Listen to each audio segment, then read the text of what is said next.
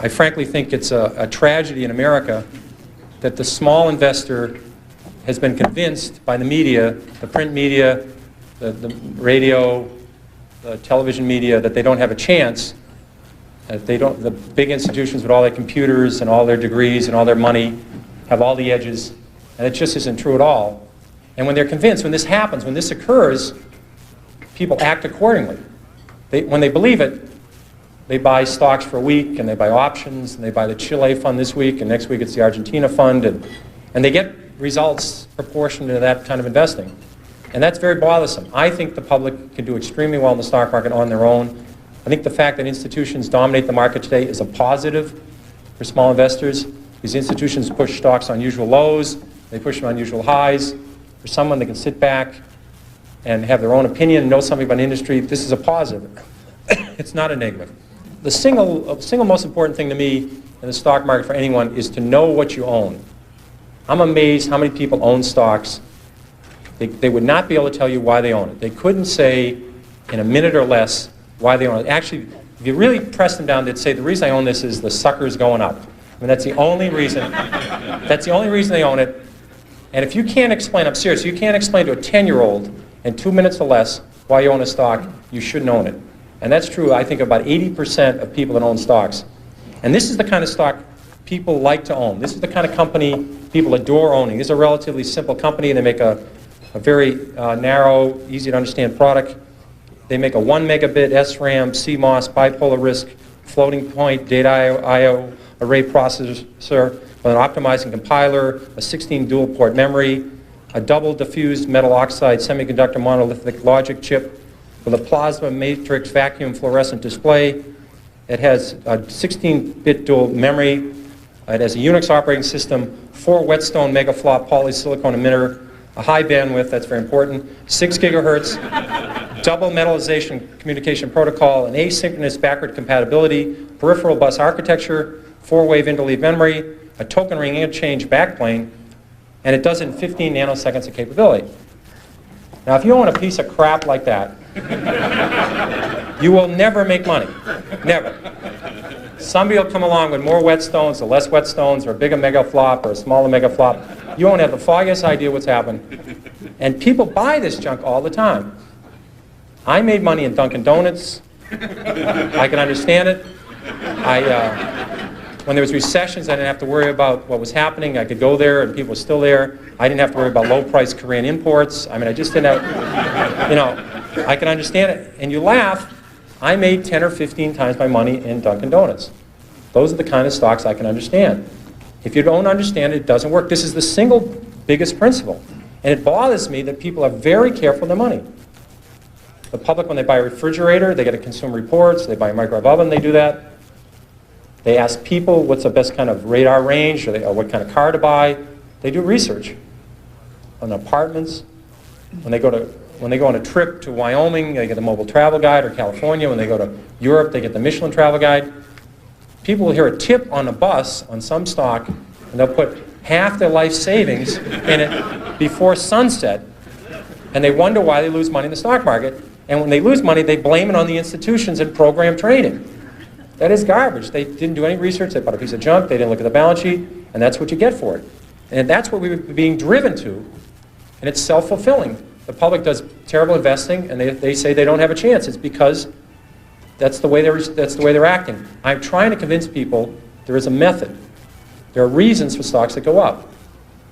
Coca-Cola, this is very magic. It's a very magic number. Easy to remember. Coca-Cola is earning 30 times per share what they did 32 years ago. The stock has gone up 30-fold. Bethlehem Steel is earning less than they did 30 years ago. The stock is half its price of 30 years ago. Stocks are not lottery tickets. There's a company behind every stock. If a company does well, the stock does well. It's not that complicated. People get too carried away. And first of all, they try and predict the stock market. That is a total waste of time. No one can predict the stock market. They try to predict interest rates. I mean, if anybody would predict interest rates right 3 times in a row, they'd be a billionaire. Considering there's not that many billionaires on the planet, it's very, you know, I had logic, so I had a syllogism and studied these when I was at Boston College. There can't be that many people that can predict interest rates because there'd be lots of billionaires. And no one can predict the economy. I had a lot of people in this room were around in 1981 and 82 when we had a 20% prime rate with double-digit inflation, double-digit unemployment. I don't remember anybody telling me in 1981 about it. I didn't read, I studied all this stuff. I don't remember anybody telling me we're going to have the worst recession since the Depression.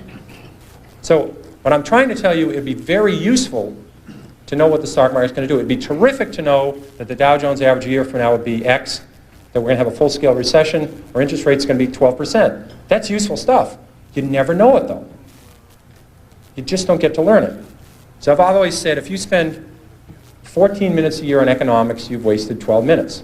And I really believe that. Now, I have to be fair. I'm talking about economics in the broad scale, predicting the downturn for next year, or the upturn, or M1 and M2, 3B, and all these M's. I'm talking about economics. To me, is when you talk about scrap prices. When I own auto stocks, I want to know what's happening to used car prices. When used car prices are going up, it's a very good indicator. When I own hotel stocks, I want to know what hotel occupancy is about. When I own chemical stocks, I want to know what's happening to the price of ethylene. These are facts. If aluminum inventories go down 5 straight months, that's relevant. I can deal with that. Home affordability, I want to know about when I own Fannie Mae or I own a housing stock. These are facts. They're economic facts and there's economic predictions. And economic predictions are a total waste. And interest rates, Alan Greenspan's a very honest guy. He would tell you that he can't predict interest rates. He could tell you what short rates are going to do in the next 6 months. Try and stick them on what the long-term rate will be 3 years from now. He'll say, I don't have any idea.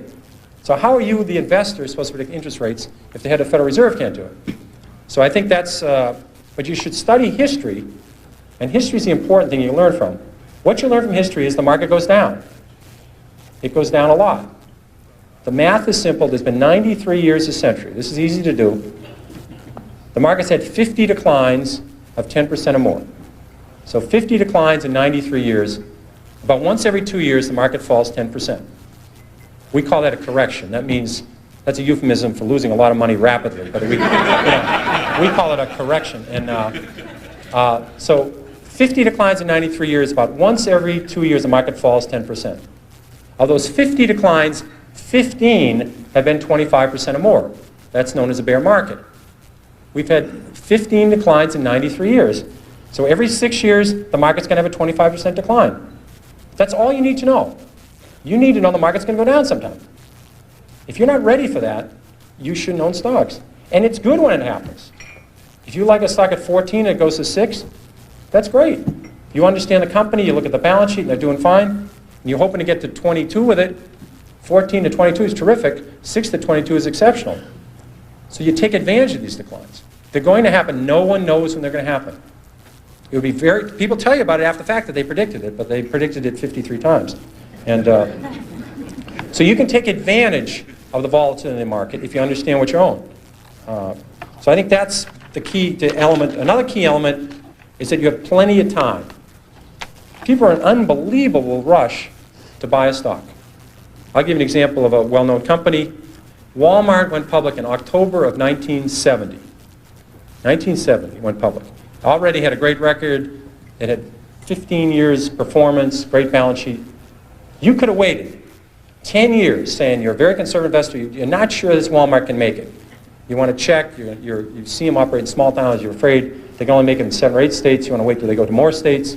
You keep waiting. You could have bought Walmart 10 years after they went public and made 35 times your money. If you bought it when they went public, you would have made 500 times your money. But you could have waited 10 years after Walmart went public and made over 30 times your money. You could have waited 3 years after Microsoft went public and made 10 times your money.